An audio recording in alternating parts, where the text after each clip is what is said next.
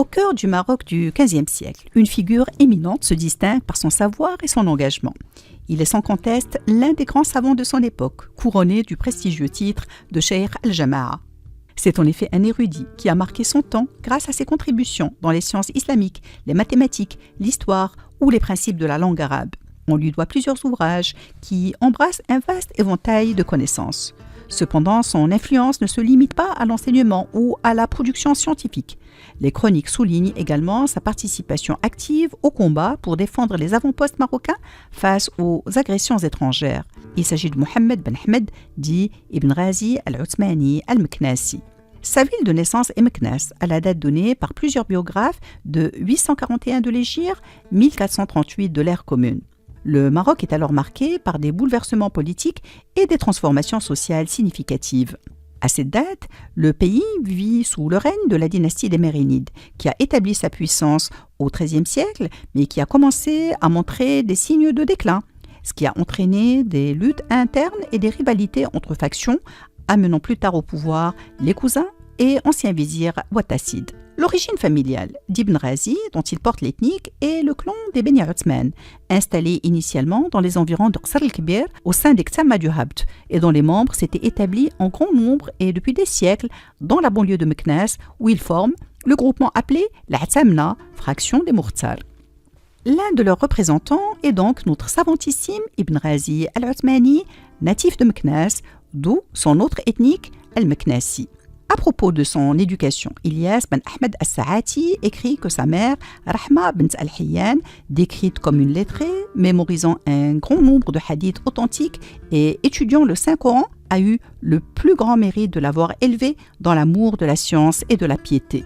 Après sa formation élémentaire dans sa ville natale, Ibn Ghazi al-Uthmani al-Meknassi se rend à Fès, où il bénéficie de l'enseignement de figures éminentes tels Mohammed al-Qouri al-Meknassi, Sidi Ali ben Mennoun, Abdullah al-Sghir al-Niji al-Awrabi, Ibn Marzouk al-Tlemsani, Abu Abdullah al-Sarraj, Ahmed ben Omar al-Mezgildi et bien d'autres encore. Ibn Ghazi retourne ensuite à Meknès, où il devient prédicateur et enseignant. Mais suite à un différend entre lui et le Ouattacide Mohammed ibn Abu Zakari al-Hlou, il s'établit définitivement à Fès. Là, il prêche dans la mosquée de Fès Jdid, la nouvelle ville de fondation mérinide. Ensuite, il devient prédicateur et imam à la Qarawiyyin, où il dispense ses cours, ainsi que dans sa maison située au quartier El Blida. Sa science, son éloquence et son charisme font de lui une figure adulée, tant par les milieux savants que par les populations. Parmi ses nombreux disciples, on compte des noms illustres comme Abdelwahid al-Wansharisi, Ahmed Dakoun al-Sanhaji, Shaqroun al-Wihrani, Abou al-Qasim ben Khajou, Abdelrahman al-Qasri et bien d'autres savants et de chers de renom. Ibn Ghazi est réputé comme jurisconsulte, mathématicien et historien, laissant derrière lui une empreinte indélébile. Dans le registre historique, citons une brève mais précieuse histoire de Meknès, sa ville natale, intitulée Al-Rawd al-Hatoun fi Akhbar Meknasat al-Zaytoun, traduite par l'historien et orientaliste français Octave Ouda en 1885. Un autre grand orientaliste connu pour ses recherches approfondies sur l'histoire marocaine, Évari Lévy-Provençal, dit de cet opuscule dans son ouvrage Les historiens des Chorfa que ce petit travail contient en assez grand nombre des indications qu'on n'a pas coutume de rencontrer dans les ouvrages marocains du même genre. Dans un autre extrait encore, il précise que l'ouvrage se divise en 3 parties nettement séparées l'une de l'autre. Partie descriptive et géographique, partie historique, partie biographique. L'auteur relate l'histoire de la ville depuis ses origines à partir du moment où toute la contrée fut occupée et colonisée par les Romains. Il montre très bien comment la plupart des villages de la plaine qui s'étend au sud du Jbel Zarhoun finirent par disparaître au profit de la ville fortifiée par les Almohades. Par ailleurs, en mathématiques, Ibn Ghazi est l'auteur du poème didactique Mouniat al-Hussab qui traite de l'arithmétique et qui commente le Raf' al-Hijab du mathématicien Ibn al-Banna al-Murrakushi. Dans un ouvrage de Mohamed Souissi, on apprend qu'Ibn Ghazi y reproduit notamment un problème d'origine chinoise proposé par Leonardo Fibonacci de Pise au début du XIIIe siècle. Il constitue, dit Mohamed Souissi, un indice montrant que les relations culturelles entre le Maghreb et l'Europe se sont à l'époque poursuivies avec un début de courant nord-sud.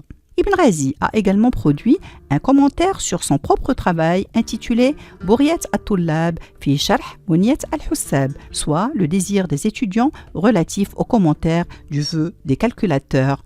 Dans le domaine des sciences religieuses cette fois, on lui doit également quelques écrits, tels Kulliyat, un ouvrage condensé sur les questions juridiques dans le madhab malikite.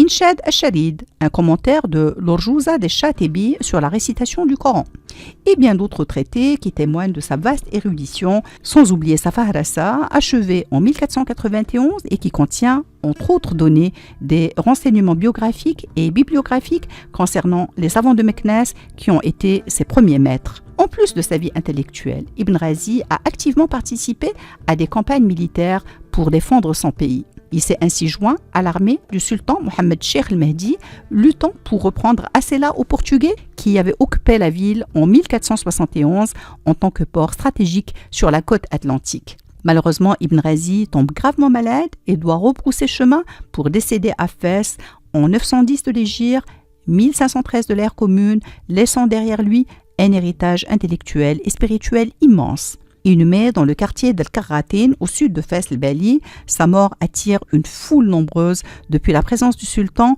aux grandes personnalités de la ville, témoignant du respect et de l'admiration qu'il suscitait autour de lui. C'est que Ibn Razi al-Uthmani al-Meknasi reste bien plus qu'un simple érudit.